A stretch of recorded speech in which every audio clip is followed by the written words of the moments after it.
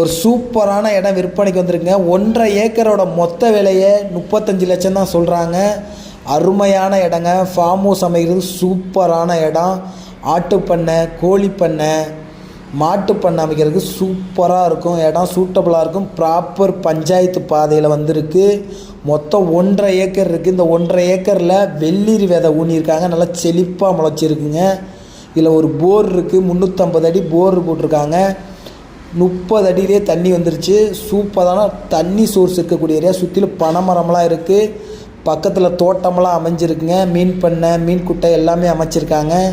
அருமையான இடம். நிறைய பேர் ஃபார்ம் ஹவுஸ் அமைக்கிறதுக்கு, ஃபார்ம் லேண்டுக்கு கேட்டிங்க லோ பட்ஜெட்டில். இது லோ பட்ஜெட்டில் வந்திருக்கு.